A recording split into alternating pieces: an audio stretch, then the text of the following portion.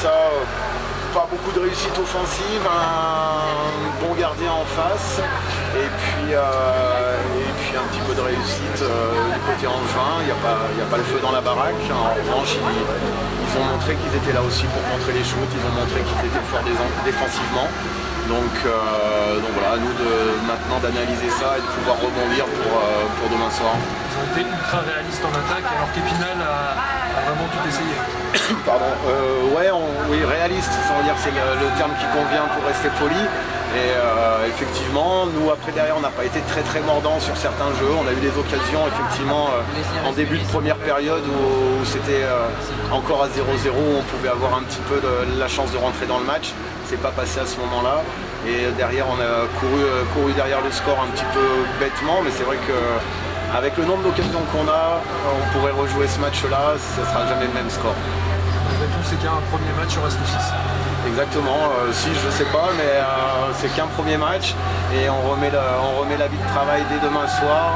Et je pense qu'avec le rythme qu'on a, la vitesse qu'on a mis dans le match aussi, l'intensité physique, plus la série va aller loin, plus on se portera. Comment étaient les joueurs dans le vestiaire? Là, on pense déjà à demain.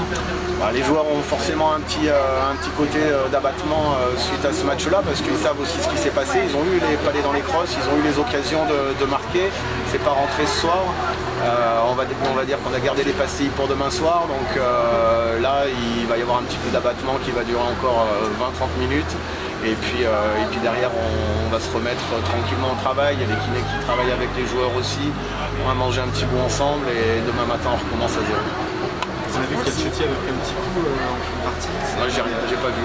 Je sais pas s'il y a... Je pense pas qu'il ait grand-chose. D'accord. Merci. Angers vous a bien piégé quand même.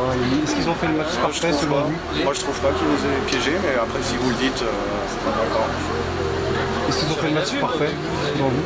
Le match idéal pour gagner, oui. Ils ont, à partir du moment où ils gagnent, ils ont fait un bon match, on va dire ça comme ça. Qu'est-ce qu'il faut corriger donc pour ce mercredi? Il n'y a pas grand chose à corriger par rapport au match qu'on a fait là. On n'a pas été débordé dans le jeu défensif. Les matchs de play-off se jouent souvent sur des petits détails et ce sont les petits détails qui nous ont fait défaut ce soir. On n'a pas mis le palais suffisamment à la cage peut-être et eux l'ont fait avec un peu de réussite sur des shoots déviés. Voilà, donc il n'y a pas le feu dans la baraque. Vous n'avez pas su profiter des supériorités numériques aussi, ça c'est handicapant aussi? On marque un but sur supériorité numérique, après effectivement les 2-5 contre 3, on a les occasions, les shoots sont pris, il y a eu des rebonds. Voilà, comme j'ai dit à votre confrère tout à l'heure, les pastilles elles ne sont pas rentrées ce soir, elles rentreront demain, donc il n'y a pas d'inquiétude.